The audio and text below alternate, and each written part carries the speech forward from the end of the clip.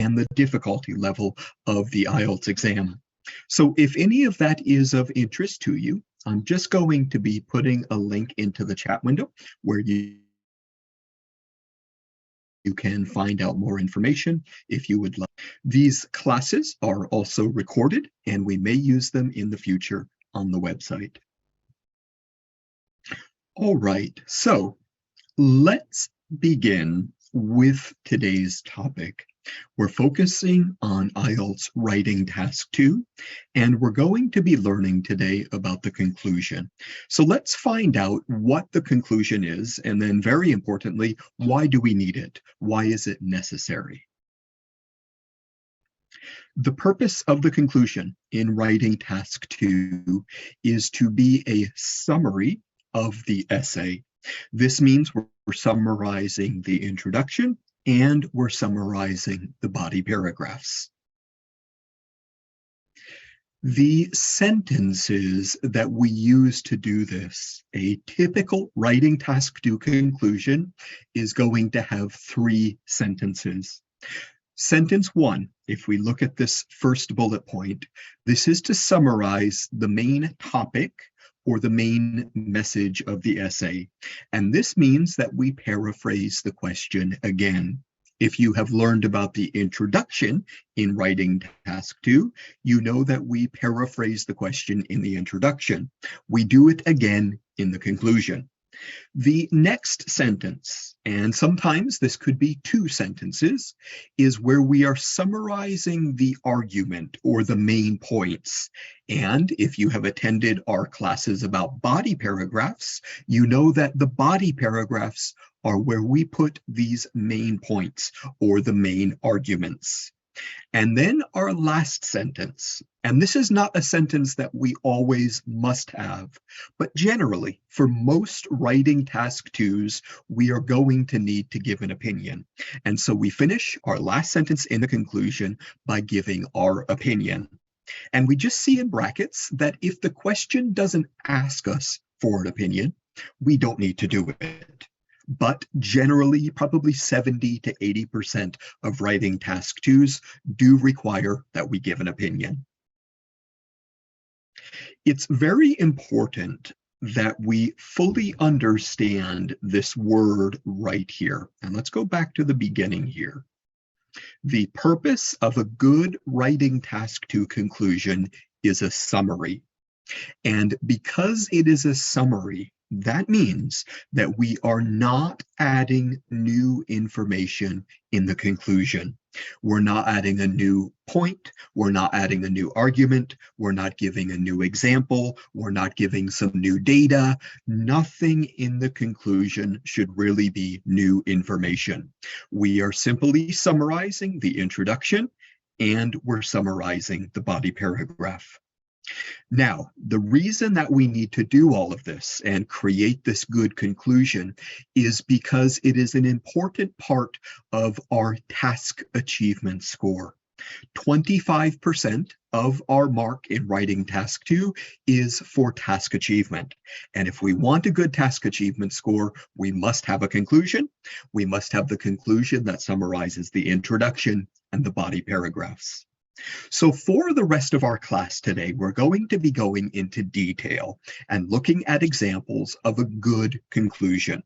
So let's start by reading a very high quality, high scoring conclusion. And as you can see, we have 3 sentences. Could you please carefully read this conclusion?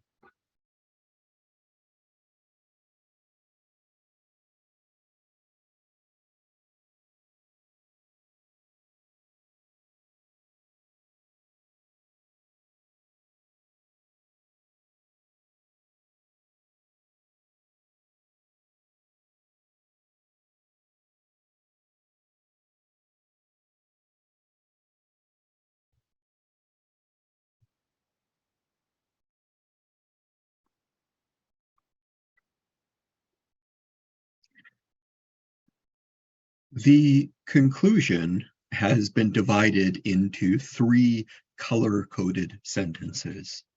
And the reason that they're color-coded is because each of these sentences has a unique and important purpose. And when you write your writing task to conclusion, you should have exactly the same 3 sentences that have the same purpose. Of course, your information in the sentence will be different, but the purpose of the sentence needs to be the same. We're going to start by looking at our first sentence. And let's read this together. In summary, mixed gender schools offer several advantages over separate schools for boys and girls, but not without problems. The purpose of this first sentence, as we saw, is to paraphrase the question. So we are taking the question that we were given by the exam, we're changing some of the words for synonyms, and we have a new sentence with different words, but the same meaning. And so we're going to be looking here at 3 questions. We have A, B, and C. I'd like you to check this sentence here. I'd like you to look at the 3 conclusions, and I'd like you to choose what was the original question. Which of these, A, B, or C, is paraphrased in the first blue sentence? When you're ready, you can tell us your answer in the chat window. A, B, or C. Which question is paraphrased?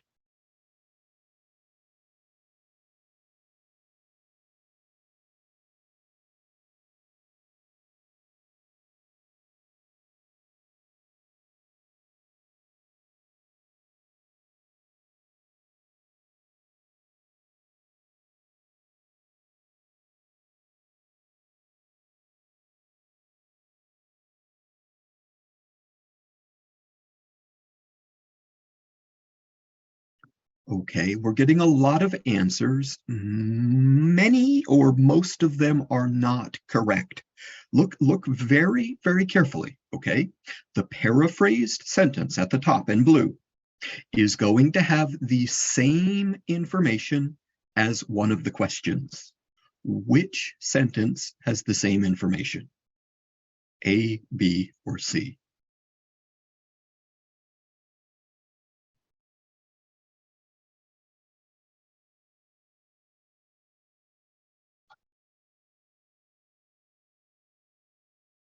Okay, our correct answer is sentence B. Sentence B has the same exact information that is in that first sentence. If we look at that first sentence, we have some information about the good parts, advantages of mixed gender schools, but we also have information that there are bad parts when we say, but not without problems. So we're talking about 2 sides of the schools where children go to school together, boys and girls. A is talking about social skills. We can see that there. There is no information in that first sentence about social skills. So A is not the correct answer. If we look at C, we are only asked, do you agree? If we were asked this question, we would not talk about the good parts and the bad parts. That's a different type of question. So the question that is paraphrased is B. And so this is the purpose of sentence number 1 in the conclusion. We need to paraphrase the question. So let's look at this in a little bit more detail and just make sure we fully understand. Here we have just sentence number 1. The purpose of this sentence is to generally summarize the topic of the essay. And let's look at some questions. Could you tell us in the chat window, based on what we have learned, sentence number 1 in the conclusion paraphrases a part of the question? Is that true or false?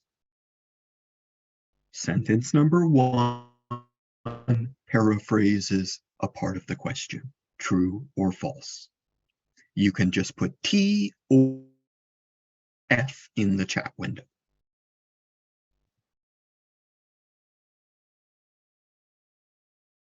Very good. Okay, so this is true, and we're going to highlight it. Sentence number one of your conclusion should paraphrase a part of the question because the question tells you the topic. Let's look at number two. This sentence, number one, also paraphrases a part of my introduction. Is that true or false?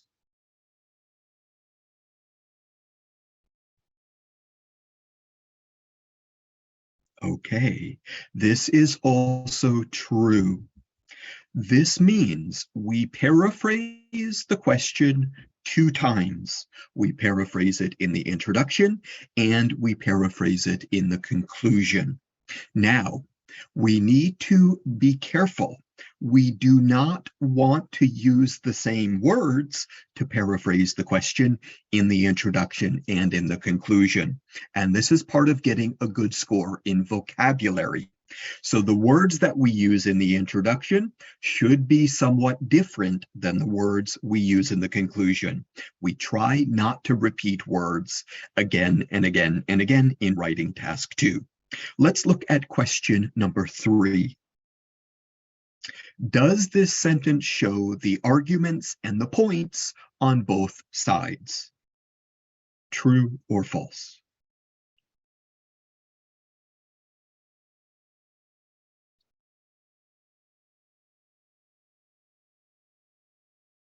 Okay, so this is false. The purpose of sentence number 1 is not to talk about the arguments or the main points. The purpose is only to introduce the topic of the essay. Let's look at number 4. This sentence shows my opinion. True or false?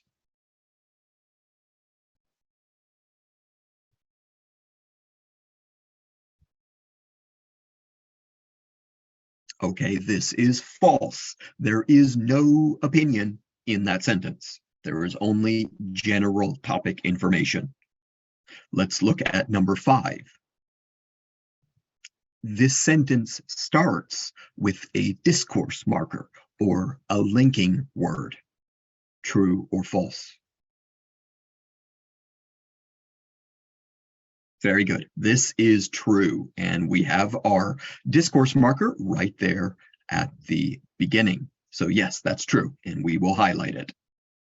All right. So the purpose of sentence number 1 in your conclusion, you are simply going to paraphrase the question that you were given in the essay. And you are doing this for a second time because you also paraphrase the question in the introduction. Nothing else should be in your first sentence of the conclusion. The only purpose is to paraphrase the question that you were given. So that's sentence number 1. Let's continue on now to sentence number 2. The purpose of sentence number 2, and sometimes we can see here with this S, we could have sentence number 2 and 3 that is doing this. If we need 2 sentences, that's okay. So the purpose of the second and maybe third sentence is to summarize the main points of the essay. Now, where are the main points? Well, the main points in a good essay are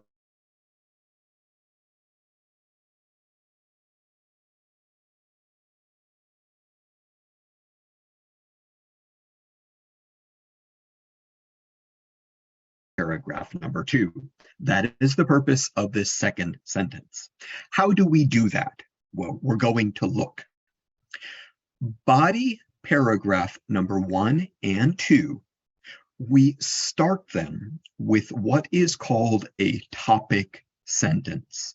And if you want to learn more about this, we have a class just about our body paragraphs.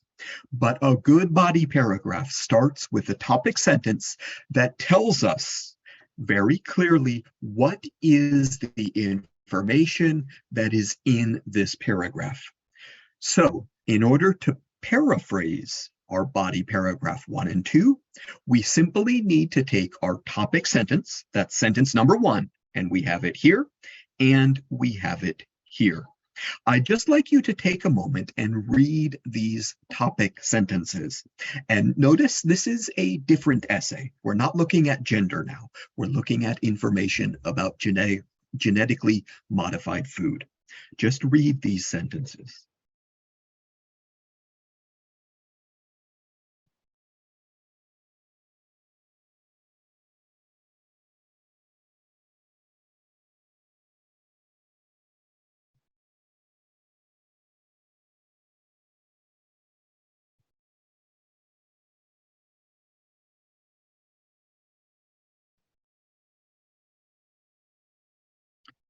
So we need to paraphrase each of these topic sentences. In order to do that, we need to change some of the words in the sentence for synonyms. So words that have the same meaning. And let's look at some of the words that we're going to do that with. Here we have some synonyms for the underlined words in that topic sentence. And these are the ones that we're going to be changing. So let's go through and let's match them. We have unknown, and that is the same meaning as do not know. We have a result or a consequence, and that is the same thing as an effect. We have this word here, consuming or consumption, and that is the same meaning as eating. So eating is to consume or the consumption of something. We also have this word here, recently, and we can change that for new or recent. Next, we have the introduction.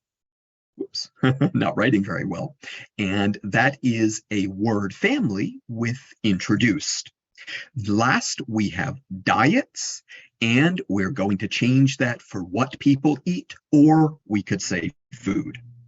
Now, let's look at the second body paragraph and the topic sentence, and I'd like you to look down here at the synonyms we're going to use, and could you match them now? Just look at them and check and understand how the synonyms match.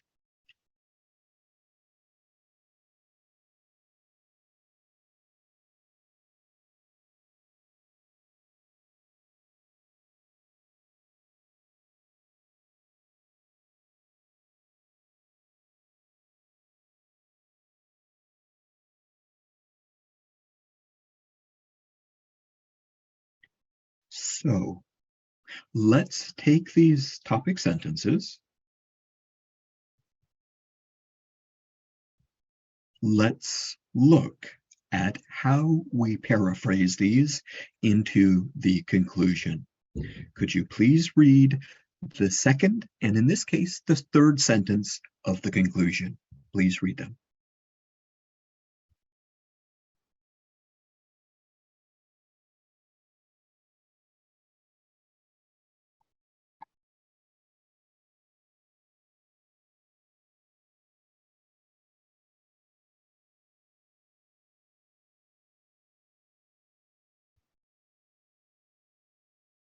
Sentence number 1 right here has exactly the same meaning as that topic sentence.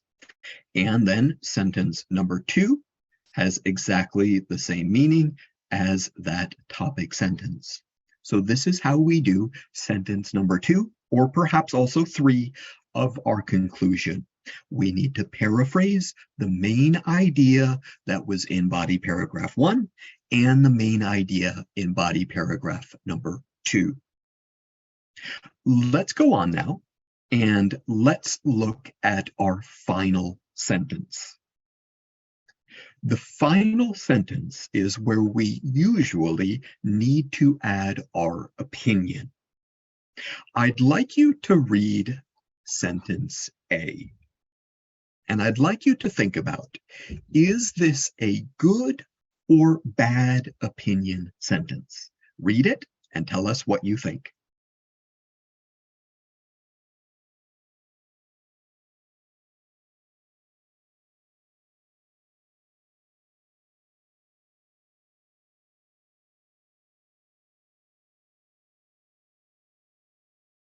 So you can tell us, yes, it's good, or no, it's bad. Yes or no. Yes, it's good. No, it's bad.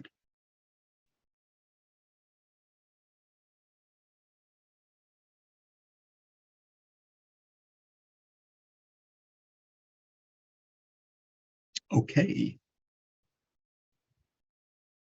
We have quite a lot of people saying it's bad, but that is not correct. This is a very good opinion sentence.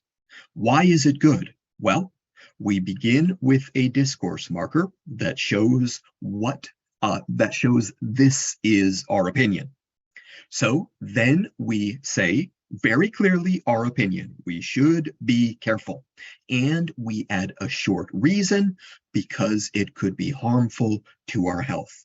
This is an excellent, very good opinion sentence.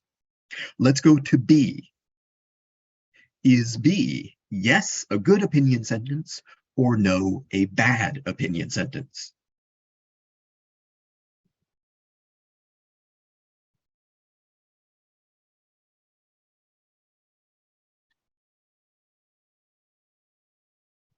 Okay, B is very bad. There is no discourse marker and there is no opinion. We are not giving an opinion in this sentence. And if we need to give an opinion, we must give an opinion and it must be very, very clear. Let's go to C. Is C, yes, it's good. No, it's bad.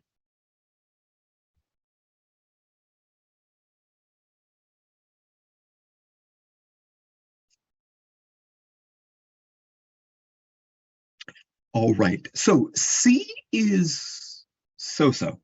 Okay, the opinion is good. GM foods are a necessary technology. So we think, yes, this is necessary, this is good. However, C is missing a discourse marker like A. We need to have in our last opinion sentence, we need to have a discourse marker that very clearly shows this is the opinion. So if we added to C, in my opinion, GM foods are a necessary technology to help solve world hunger, that would be a good sentence. Let's look at D. Is D a good opinion sentence? Yes or no?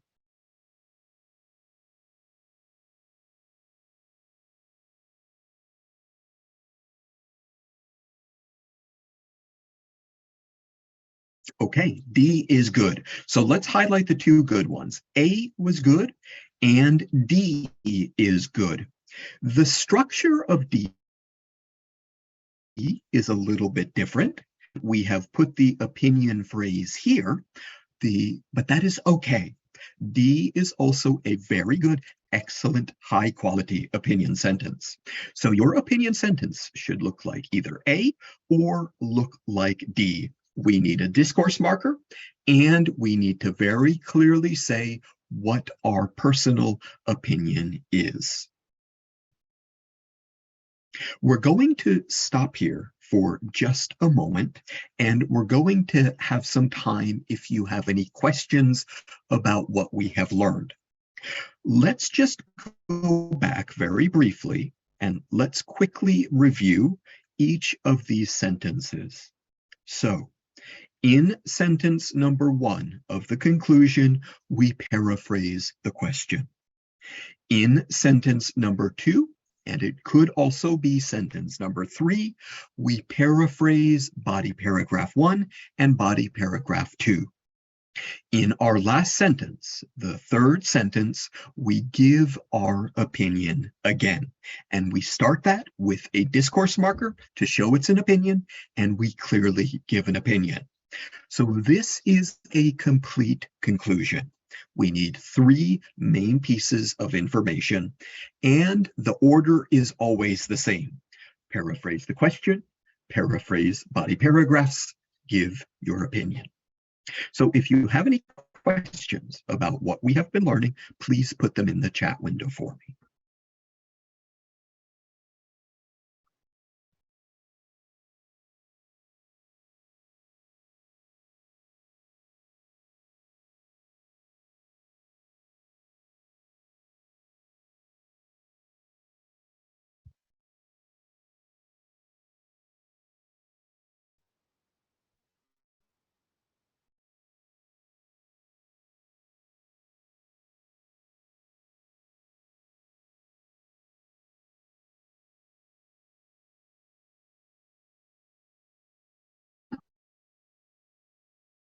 Chaz, you need to capture all of the main ideas.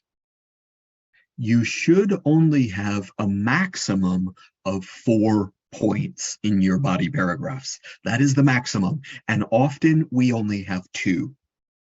But you need to capture the general idea of all points. In order to understand that better, I would suggest our class on body paragraphs. That's an important class, and then you will understand better how it works.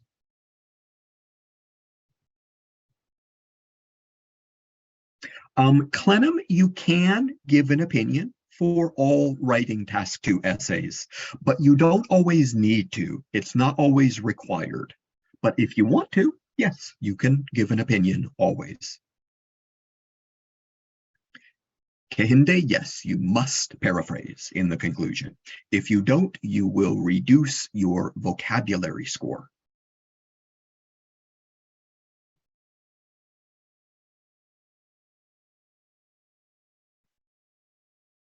All right.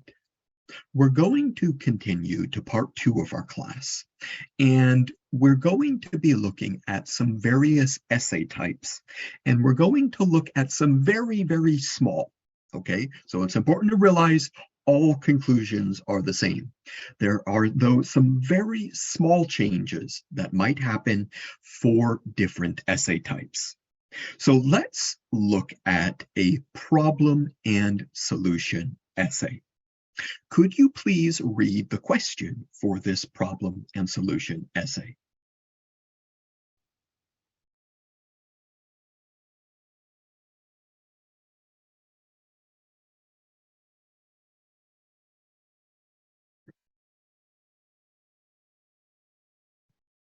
In a problem and solution essay, we are not, as you can see here, we are not asked to give our personal opinion in a problem and solution essay. The focus of the problem and solution essay is to talk about the causes of a problem and then to write about the solutions to the problem. Your opinion is not an important part of this essay. So when we are writing a problem solution essay, we may need to change our last sentence where we would normally give the opinion a little bit. Could you just take a moment and read our 3 sentences that we would use for this essay? Take a moment and read them.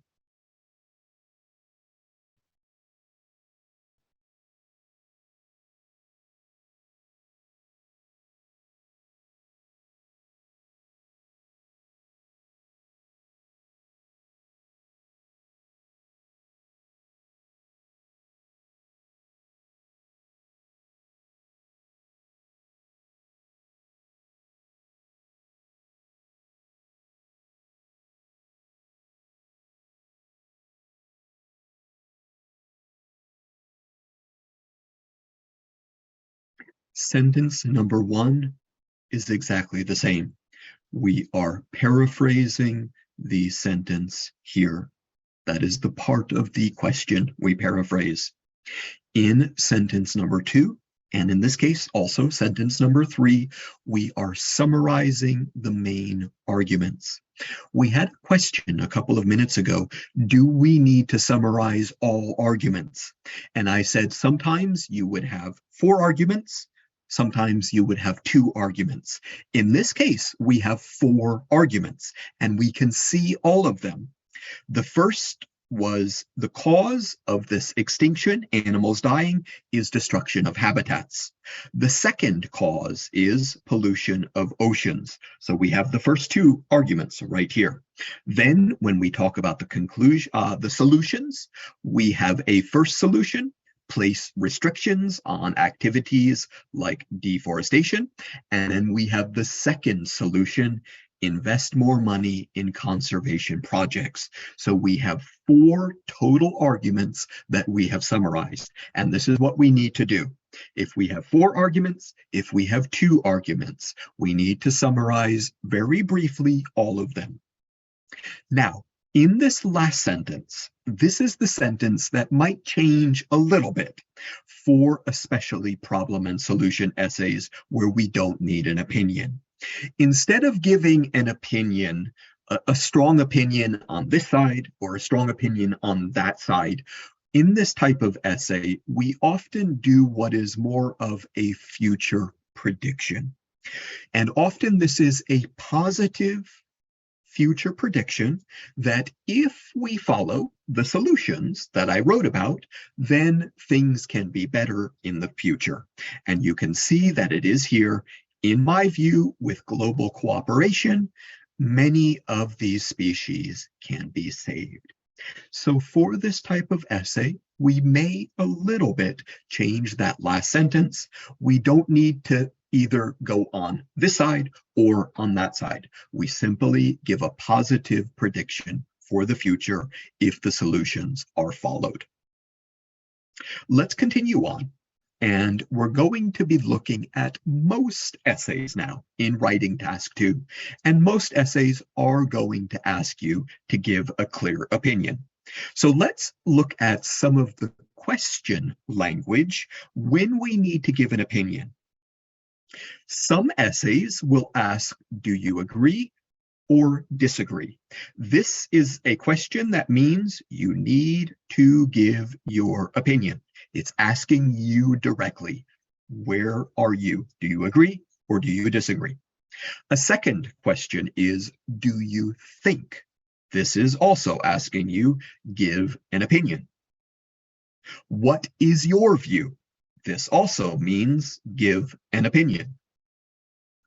And give your opinion. This is very clearly asking you to please give an opinion. So for all of these, oh, there's one last one. I'm sorry, I forgot this one. And this is actually sometimes the trickiest one. Do the advantages outweigh the disadvantages? This is another way also of asking for you to give an opinion. So if we see language like this in the question, that means that we are being asked to give an opinion. In this case, we are going to follow the structure that we learned about in the first part of the class. Sentence 1, summarize the topic. Sentence 2, summarize the main arguments. And sentence number 3, give your opinion. It looks like some people are having a little bit of network difficulty. Let me just make sure my network is working okay. One moment.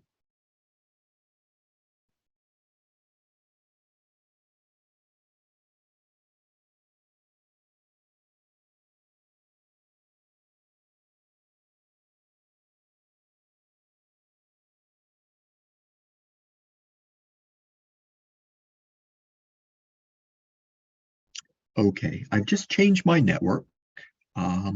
If you continue having trouble, please let me know. So 70 to maybe 80% of all essays require an opinion. And in that case, we will follow this structure right here. For a problem and solution essay, we are simply going to change a little bit this last sentence, and we're going to make it more a future prediction. But everything else is exactly the same. All writing task 2 essays have the same sequence of sentence 1, sentence 2, and sentence 3. Nothing changes. For essays that don't require an opinion, we're going to be looking at some of the question language that we might see. And there are two main ones. What are the advantages and disadvantages of this? Or discuss both sides of the issue. And in this case, we do that slight change to the last sentence, number 3, and we give that prediction or that recommendation. But generally, everything is exactly the same. So let's look here at a few of the things that we don't want in our conclusion. We never are going to add a new point or a new argument. Those go in the body paragraphs. We're never going to give a new example. That goes in the body paragraph. We're never going to use informal opinion language, and we're going to look in a moment at what that means. But this is an academic style essay, writing task 2. So we don't use spoken English, we don't use texting English, we use academic, formal, professional English.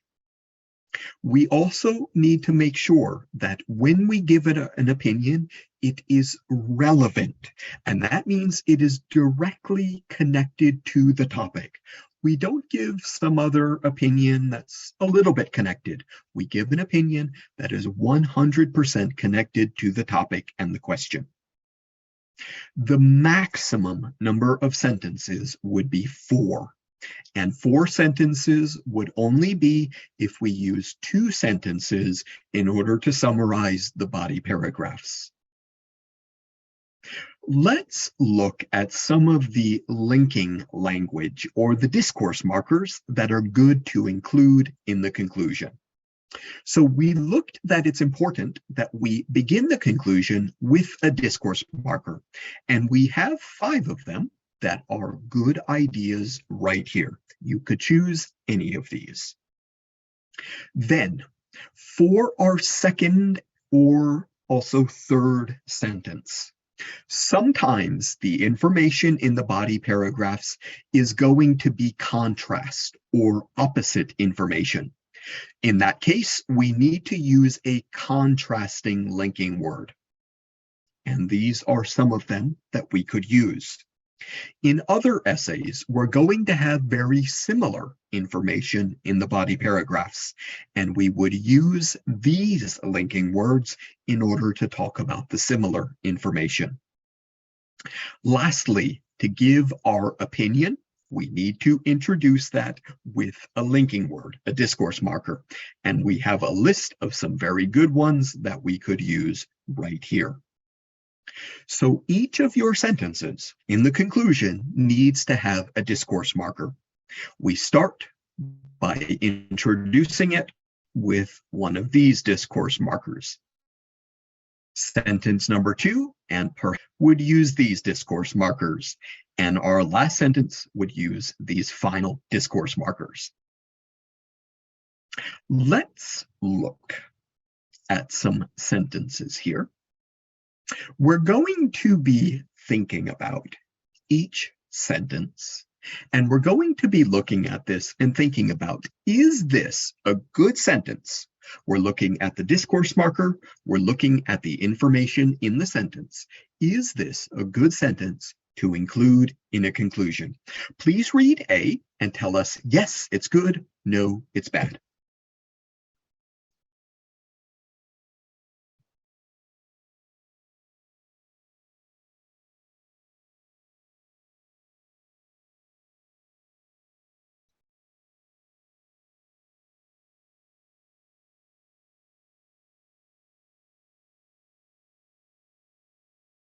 Okay, look very carefully at this sentence. This is a bad sentence. Can anyone tell us why this is a bad sentence? There's a big problem. Why is this bad? This is a no. No, I is okay. I is not a problem. Very good. Okay, so look at our discourse marker in conclusion.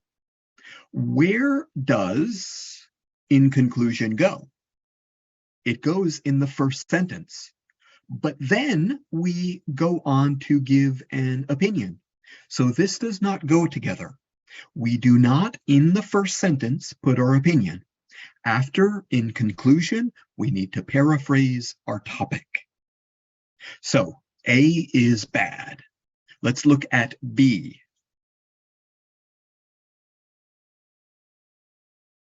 Is B? Yes, it's good. No, it's bad.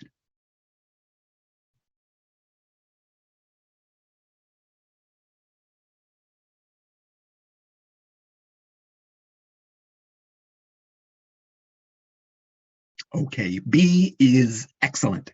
It's super, super good, and we're going to highlight it.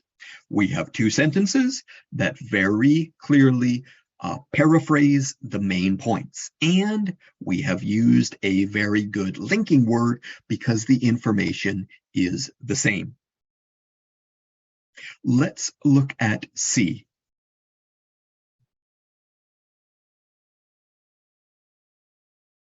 Elahe, we don't always need a linking word at the beginning.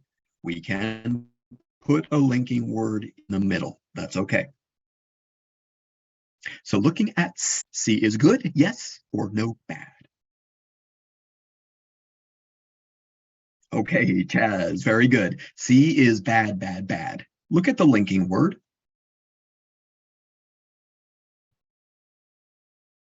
Sport encourages children to work together as a team. Okay, that's good. However, it also gives them a healthy amount of exercise. No, however is opposite, contrast information. But both of these pieces of information are good, positive things. So we need a different linking word, like also, and, in addition, or something like that. So the linking word is not correct. Let's look at D. Is D a good sentence?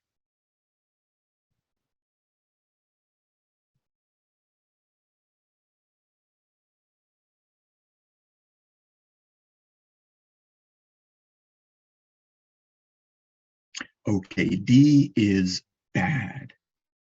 We have two problems, or two words that are a problem. Cool is very, very informal English, and we do not use this in writing task 2. It's very bad. Also, really is informal English. We don't use really in writing task 2.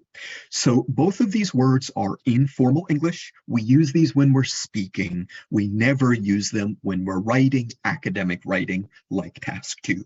So D is bad. And let's look at our last sentence, E. Is E, yes, it's good, no, it's bad.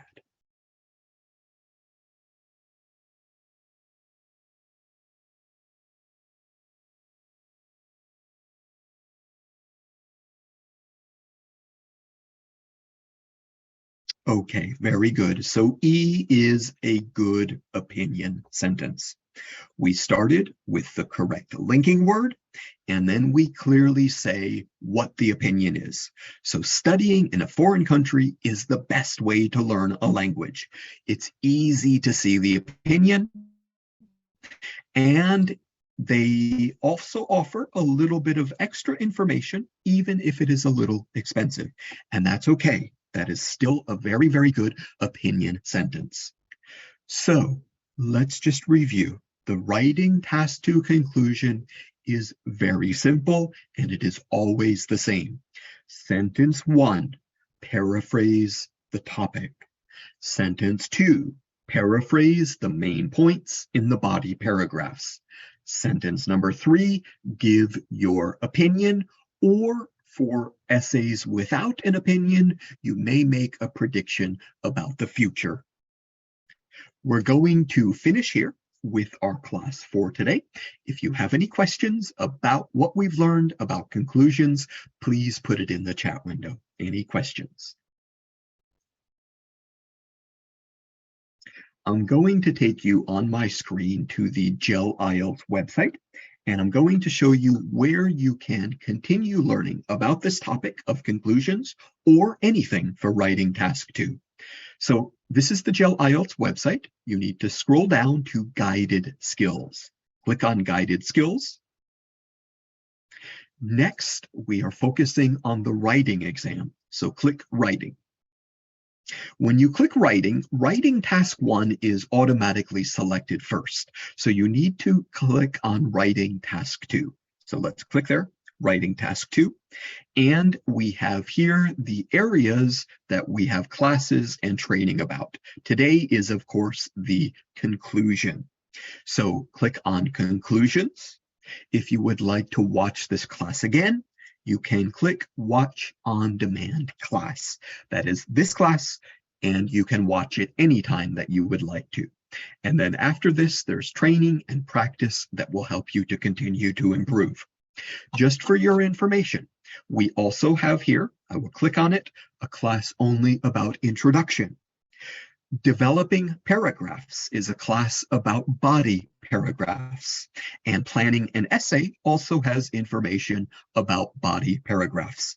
So make sure that you come to or watch all of these classes, and this way you will understand the full writing task to essay and what yours should have.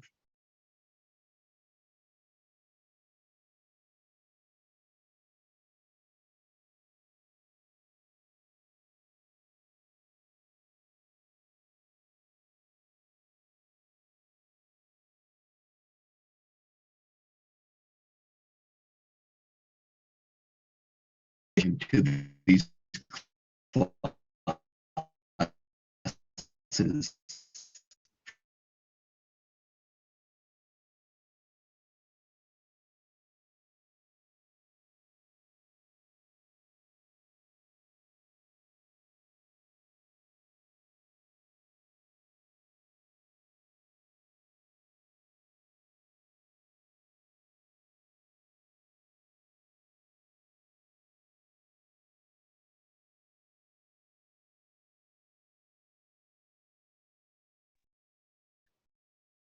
I'm very sorry, everyone. We just completely lost the network.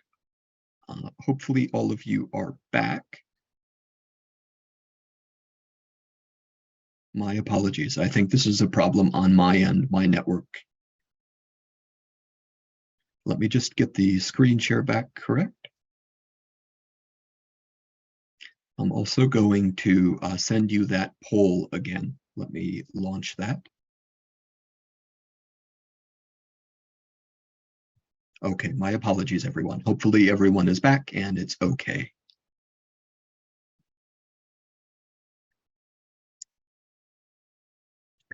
There's a question here from Dr. K. Is vocabulary scoring dependent on the words used or the flow of the sentences? Dr. K, vocabulary is only words. The flow of the sentence is grammar. So grammar is about the way we use the words together. That's a grammar issue.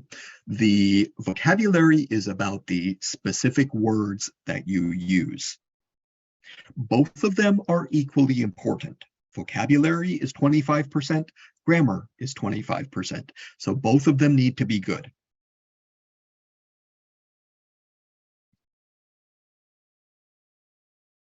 Going back to Biju's question, I was explaining that we are not allowed to make these classes more than 1 hour. So as teachers, we have to follow that. But yes, I agree with you, Biju. They could be longer.